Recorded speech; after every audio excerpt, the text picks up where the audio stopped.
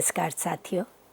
हिंदी साहित्य के कालजयी रचनाकार इस श्रृंखला के अंतर्गत हम विभिन्न कालजयी रचनाकारों पर उनकी रचनाओं पर चर्चा कर रहे हैं। मध्यकाल में एक लंबी सुदीर्घ संत काव्य परंपरा रही, जो संत नामदेव से प्रारंभ होकर संत कबीर, संत रविदास से होती हुई आधुनिक काल तक निरंतर प्रवाहमान रही। इसी संत काव्य परंपरा में संत कबीरदास पर, संत रविदास पर हमने अपने पिछले व्याख्यानों में चर्चा की है।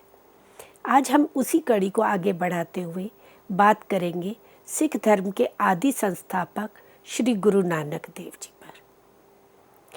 श्री गुरु नानक देव एक लोक नायक, लोक चेतक संत रहे, जो अपने युग के प्रति सजग रहे, जिन्होंने अपने युग का प्रवर्तन किया, न केवल समसामयिक स्थितियों में अपितु आज भी उनके द्वारा प्रदान की गई शिक्षाएं हमारे लिए मार्गदर्शन का कार्य करती हैं।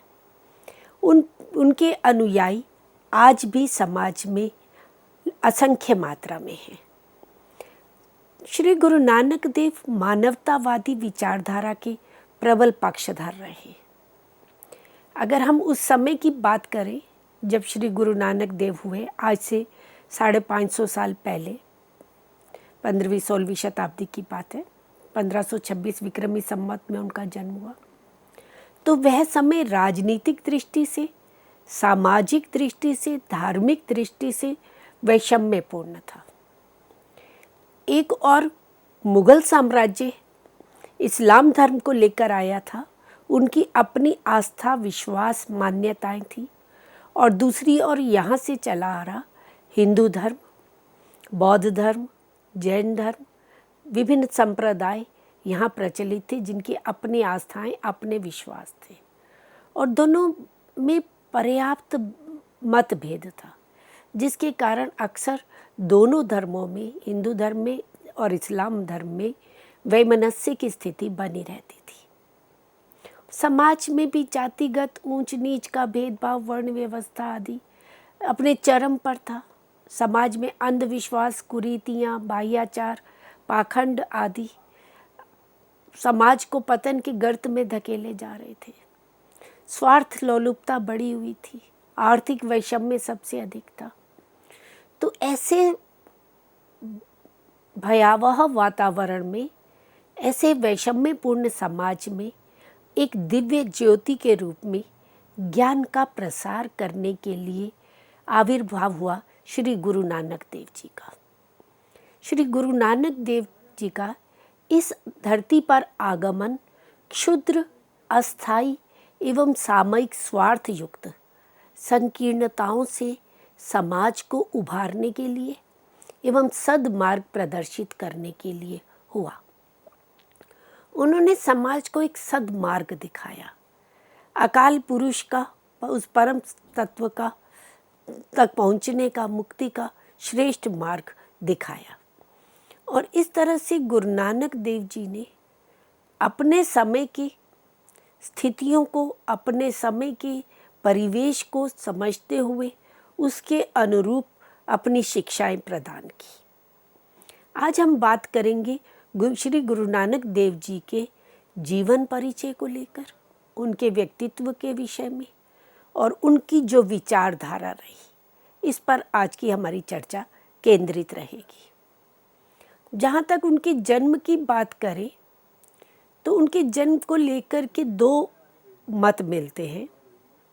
कुछ विद्वान मानते हैं कि उनका जन्म कार्तिक पूर्णिमा 1526 विक्रमी संवत अर्थात 1469 ईस्वी सन में हुआ, और कुछ विद्वान ये मानते हैं कि वैशाख सुदी तीज को 1526 विक्रमी संवत में उनका जन्म हुआ।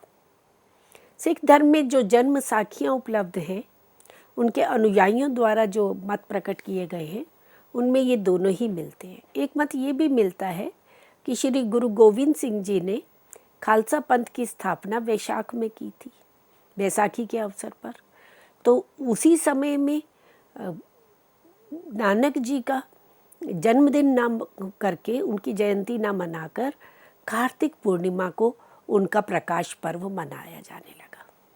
तो मूलतः उनका जन्म वैशाख सुदी तीज को हुआ था, परंतु खालसा पंथ की स्थापना उस समय हुई थी, तो वैशाख में उन खालसा पंथ का उत्सव मनाया जाता है और कार्तिक पूर्णिमा पर श्री गुरु नानक देव जी का प्रकाश पर्व मनाया जाता है। और श्री गुरु नानक देव जी के ही अनुयायी हुए भाई गुरदास, उन्होंने जब गुरु नानक जी के जन्म के विषय में कहा कि सतगुरु नानक प्रगटिया, मिटी धुंध जग चानन होया, जियो करी सूरज निकलिया, तारे छिपी अंधेर पलवा। कि जब सतगुरु नानक प्रकट हुए, अर्थात जब उनका इस पृथ्वी पर, इस धरती पर आविर्भाव हुआ, मिटी धुंध, धुंध कोहरा। कौन सा कोहरा? अज्ञान का, अंधविश्वास का, भ्रम का, विभिन्न शंकाओं का जो कोहरा था, जो समाज को घेरे हुए था, वे मिट गया। जग चानन होया, और इस संसार में ज्ञान का प्रकाश प्रकाशित हो गया। जीव करी सूरज निकलिया, ज्ञान का सूरज उदय हुआ, तारे छिप गए, अंधेरा पलोआ, अज्ञान का जो अंधकार था वो पलोआ, भाग गया, वो कहीं पलायन कर गया। तो ये नानक जी के आविर्भाव पर, उनके प्रकट होने पर ये पंक्तियाँ भाई गुरदास जी के द्वारा कही गई। 15वीं शताब्दी में कोई इस तरह से भारत पाकिस्तान का विभाजन तो था ही नहीं, वो तो स्वतंत्रता से पूर्व ये विभाजन किया गया। तो उस समय लाहौर भारत का ही एक अंग था। तो लाहौर के शेखपुरा जिला में गांव तलवंडी था, जहां इनका जन्म हुआ, और ये स्थान आज ननकाना साहब के नाम से जाना जाता है। वहाँ ननकाना साहब गुरुद्वारा बना हुआ है और सिख धर्म के अनुयायी यहाँ पर प्रतिवर्ष दर्शनार्थ जाते हैं। इनके पिता थे श्री कालूचंद्र खत्री, जो पटवारी थे, खेती का भी व्यवसाय करते थे, और इनकी माता थी तृप्ता देवी। तो माता तृप्ता देवी की गोद में गुरु नानक जी का जन्म 1526 विक्रमी संवत में हुआ। और जहाँ तक इनके व्यक्तित्व की बात करें, बाल्यकाल से ही बड़े शांत स्वभाव के थे। जहाँ अन्य बच्चे खेल कूद में लगे रहते थे, मौज मस्ती करते थे, वहाँ गुरु नानक बाल्यकाल से ही शांत रूप में एकांत होकर के प्रकृति को निहारा करते थे। प्रकृति प्रेमी रहे, नेचर के पास जाकर के और उस अज्ञात सत्ता के विषय में चिंतन करते रहते थे। सौम्य स्वभाव था, क्रोध नहीं आता था, और संतोषी वृत्ति को धारण किए हुए थे। धैर्य संपन्न थे। किसी ने कितना भी बुरा भला कहा, परंतु उन्होंने कभी भी उसका विरोध नहीं किया, खंडन नहीं किया, अपितु अपने पक्ष को बड़े धैर्यपूर्वक रखते थे। 5 वर्ष की अवस्था हुई तो उन्हें विद्यालय पढ़ने के लिए भेजा गया, और विद्यालय के प्रथम दिन ही जब उन्हें शिक्षक ने पट्टी बोलते तख्ती, लकड़ी की तख्ती पर पहले लिखा करते थे, अब तो आज बंद हो गई है। पहले विद्यालयों में लकड़ी की एक पट्टी होती थी जिस पर प्रारंभ में पेंसिल से लिखा जाता था। तो उस पट्टी पर लिखने के लिए बोला, तो गुरुमुखी में ऊड़ा ईड़ा होता है, तो इन्होंने पहले ही अक्षर जिस तरह से लिखा और जिस तरह से परम तत्व के विषय में लिखा, तो उनके जो शिक्षक थे वे आश्चर्यचकित रह गए, और उन्हें लगा कि इनको मैं क्या पढ़ाऊँगा, ये तो मुझे पढ़ाने के लिए आए हैं। तो वे भी समझ गए कि ये कोई महान पुरुष है जो इस संसार में आए हैं।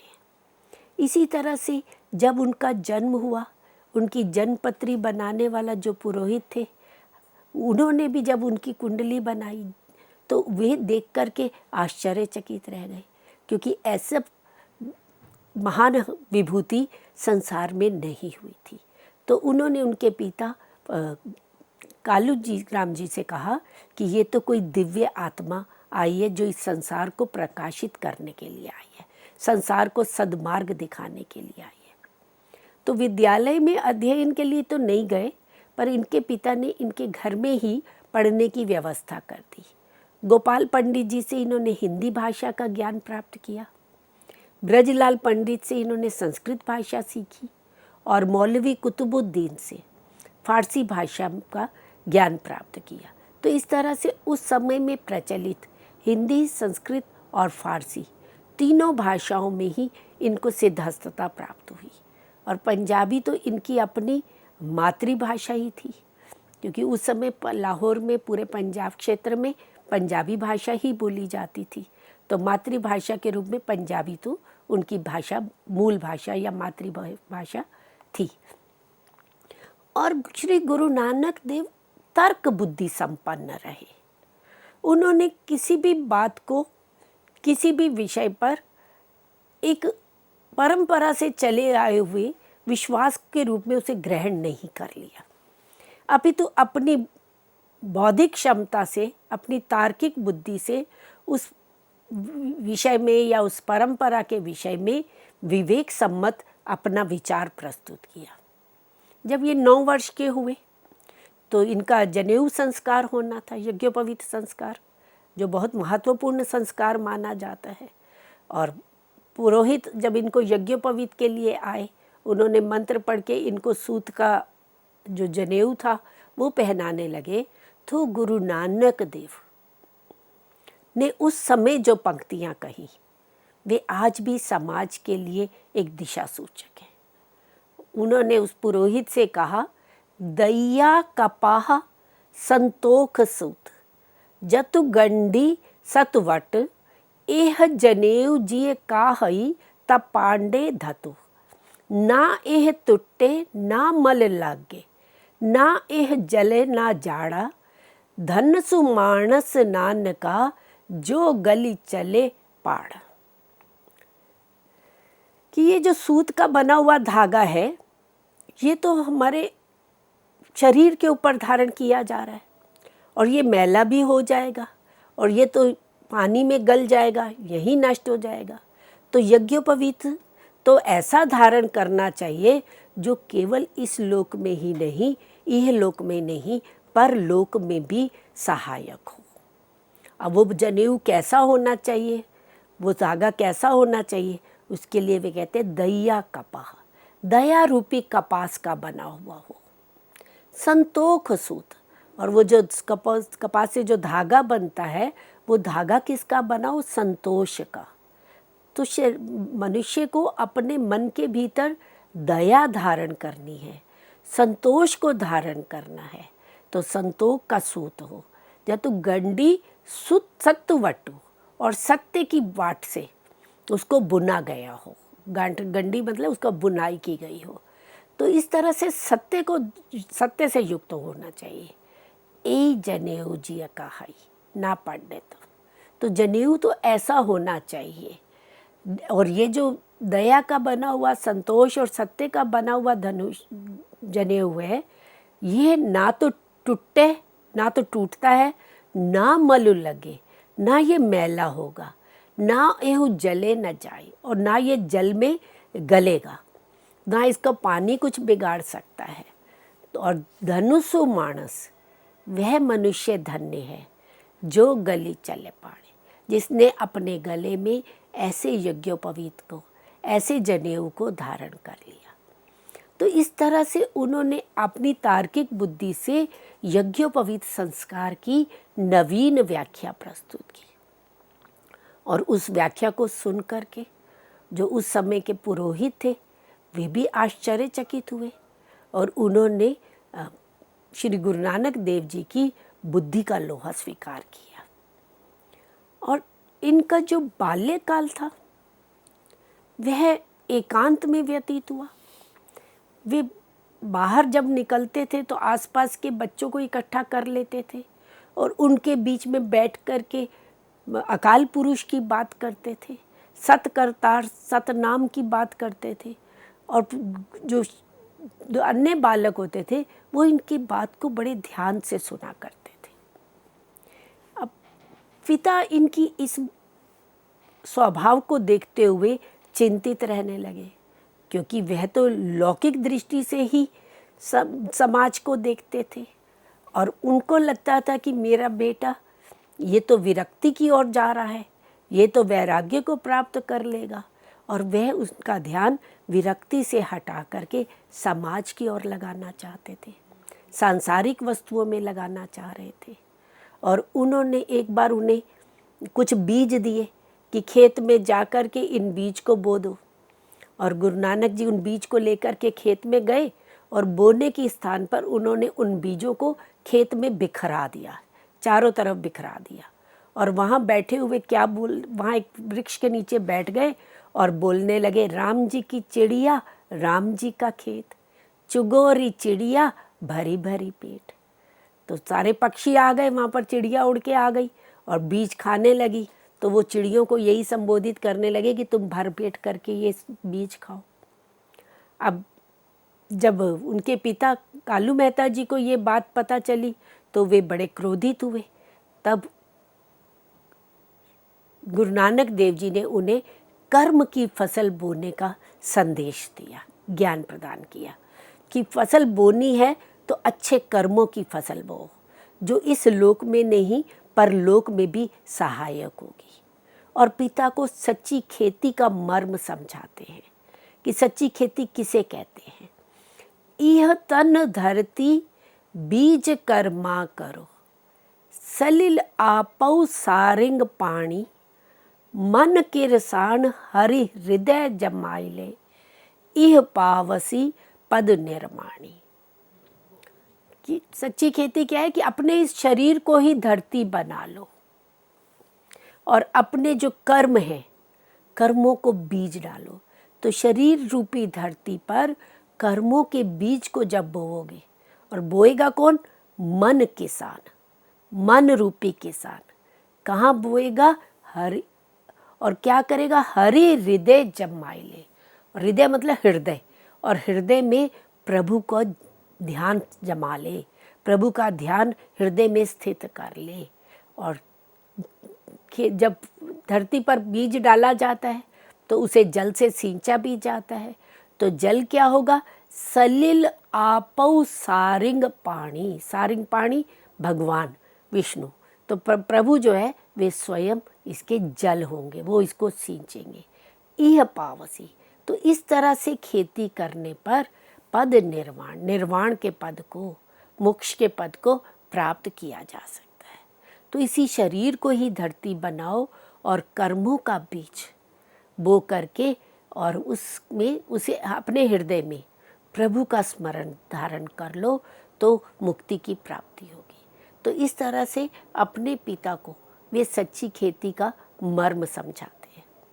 अब पिता देखते हैं कि उनका बेटा तो संसार से विरक्त होता चला जा रहा है, उनका मन तो यहाँ लगता ही नहीं है, और वह अपने बेटे को गृहस्थ जीवन में लाने के लिए कि उनका ध्यान वैराग्य से हट जाए और वो गृहस्थ में संसार में लीन हो जाए, तो उनका 18 वर्ष की आयु में ही गुरदासपुर के मूलचंद खत्री की सुपुत्री सुलक्षणी से विवाह कर देते हैं।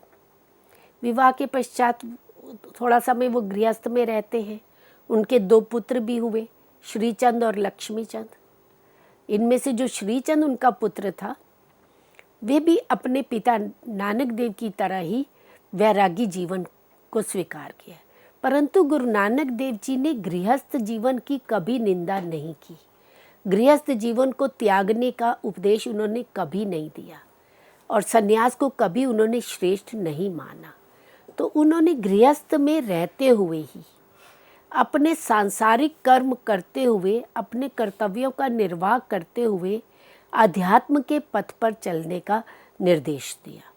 परंतु उनके पुत्र जो श्रीचंद थे वह वैरागी जीवन पसंद करते थे। वे गुरु नानक जी के पथ पर नहीं चले, उन्होंने अलग अपना उदासी संप्रदाय चलाया जो आज भी है। और जहाँ तक हम बात करें गुरु नानक देव जी की आजीविका की, उन्होंने प्रारंभ में पिता ने उनको खेती के मार्ग काम में डाला, तो वो खेती भी करने में उनका मन नहीं लगा। वे जाते थे और पशुओं को चराने के लिए भेजते थे तो पशुओं को चरना छोड़ देते थे और स्वयं वृक्ष के नीचे एकांत बैठ कर के और प्रभु चिंतन में लीन हो जाते थे। तो ऐसी स्थिति देखते हुए उन्होंने अपनी बेटी नानकी, जो गुरु नानक जी से बड़ी थी, नानकी नाम था और उनके नाम से ही इनका नाम भी नानक रखा गया, तो उनसे बात की और बेटी ने उन्हें अपने गांव सुल्तानपुर में बुला लिया और जहां नवाब दौलत खान लोधी के मोदी खाने में इन्होंने नौकरी की। परंतु इनका मन सदैव नाम स्मरण और प्रभु भक्ति की ओर ही लगा रहा।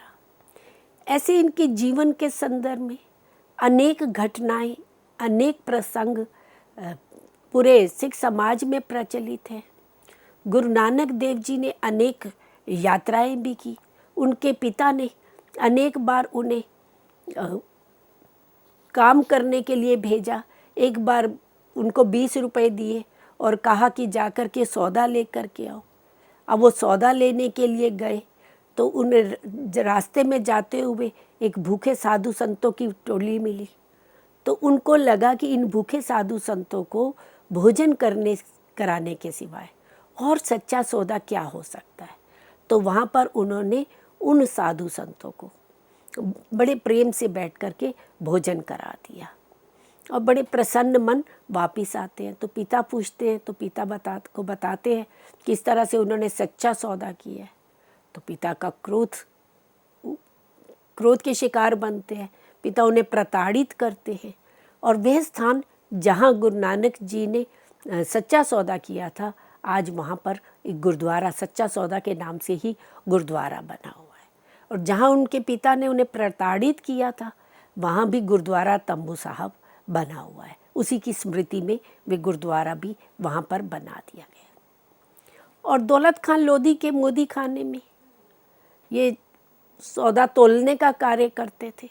और वहाँ से जुड़ा हुआ भी एक प्रसंग आता है।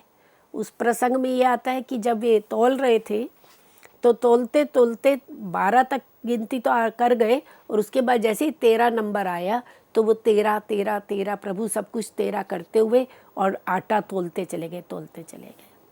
और ये बात दौलत खां तक पहुंची और फिर उन्होंने आकर के इनको, उसके बाद ये वहाँ से मोदी खाने की नौकरी से त्याग पत्र भी दे देते हैं, वहाँ वो नौकरी छोड़ देते हैं।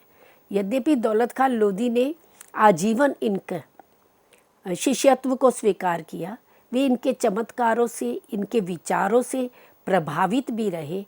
और जब तक दौलत खान लोधी रहे और वे मोदी नानक जी से सदैव संपर्क भी बनाए रखा और सदैव उनके शिष्य के रूप में उनके उपदेशों का पालन करते रहे। अब गुरु नानक देव जी जब चिंतन करते हैं, विचार करते हैं, तो उन्हें लगते हैं कि उनका इस संसार में आगमन किस लिए हुआ है, उनके जीवन की सार्थकता क्या है। केवल यहीं रह करके और इस तरह से सांसारिक कार्यों को करके मृत्यु को प्राप्त हो जाना, क्या केवल यही जीवन की सार्थकता है? प्रभु ने, परमात्मा ने उन्हें इस संसार में किस लिए भेजा है? धर्म का प्रचार करने के लिए, उस परम तत्व के विषय में, उस अकाल पुरुष के विषय में समाज को प्रबोधित करने के लिए भेजा है, ना कि इस तरह से सांसारिक आसक्तियों में डूब जाने के लिए। तो 28 वर्ष की जब उनकी आयु थी, तो इतनी कम आयु में वे जीवन की सार्थकता पाने के दृढ़ विचार को लेकर के देशाटन के लिए निकल पड़ते हैं। गुरु नानक देव जी सबसे बड़े यायावर माने जाते हैं। उन्होंने अपने समय में देश विदेश की अनेक यात्राएं की। केवल भारत के ही विभिन्न प्रांतों में, देश और नगरों में नहीं घूमे, अपितु एशिया के अनेक नगरों में उन्होंने यात्रा की।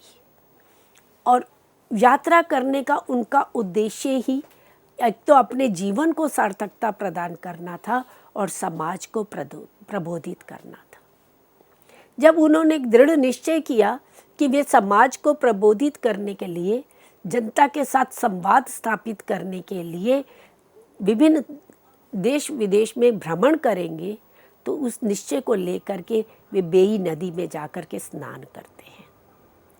और स्नान करते वहाँ एक ये भी जनश्रुति है कि वे 3 दिन तक उसी नदी में रहे और लोगों ने समझा कि वो नदी में डूब गए हैं। उनका शव नहीं मिला, ढूंढते रहे, पहले दिन दूसरे दिन ढूंढा, नहीं मिला। उनके शिष्य थे मर्दाना।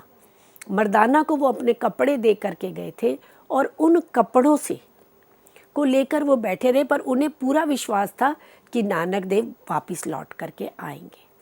और तीसरे दिन वे नदी से बाहर आते हैं और उनका जो चिंतन का प्रवाह था वे प्रस्फुटित होता है इन पंक्तियों में, ना कोई हिंदू ना मुसलमान। और साथ ही कहते हैं, आदि सच जुगादी सच, है भी सच नानक होसी भी सच। ये जपजी साहब की पहली पंक्ति, ये गुरु मंत्र है। जब वे उस परमात्मा को, उस सत्य को अनादि सत्य के रूप में स्वीकार करते हैं, जो आज भी सत्य है और आगे भी सत्य रहेगा, अनादि काल से, युग युगांतर से वे सत्य रहा है। और इस सत्य के दरबार में, इस करतार के पास ना कोई हिंदू है ना कोई मुसलमान है। तो ये विचार लेकर के, ये भावना लेकर के वे एक दृढ़ निश्चय करते हैं संसार की यात्रा करने के लिए। उस समय कोई यातायात के साधन तो उपलब्ध नहीं थे। ज़्यादा से ज़्यादा घोड़े पर सवार होकर चले जाते थे, बैलगाड़ियाँ चलती थी। परंतु गुरु नानक देव जी ने पैदल ही ये यात्राएं करने का निश्चय किया और नए जीवन की सार्थकता पाने के लिए, ना कोई ऊंच ना कोई नीचा, इस मानसिकता से चिंतन प्रवाह को वे एक नई दिशा प्रदान करते हैं। और फिर वे कहते हैं, माटी एक सगल संसारा, बहुविधि भांडे घड़े कुमारा, 5 तत्व मिली देही आकारा, घट बद को करे बिचारा। कि ये सारा संसार जो है एक ही मिट्टी से बनाया हुआ है। सृष्टिकर्ता ने सबको एक ही मिट्टी से निर्मित किया है। बहुविधि भांडे, अनेक प्रकार के शरीर, अनेक प्रकार के घड़े को इस सृष्टिकर्ता रूपी कुम्हार द्वारा बनाए गए और 5 तत्वों को मिला करके ही ये शरीर आकार बना है। घट बद को करे बिचारा, इसमें ऊंच नीच का, छोटे बड़े का भेद कौन करेगा, क्योंकि सृष्टिकर्ता एक ही है। तो ये विचार, ये चिंतन लेकर के वो संसार में भ्रमण के लिए, संसार में संदेश को प्रसारित करने के लिए चल पड़ते हैं। तो उनकी द्वारा जो विभिन्न यात्राएं की गई, उनका वर्णन हम अपने अगले व्याख्यान में करेंगे। इस चर्चा को भी यहीं समाप्त करते हैं। धन्यवाद।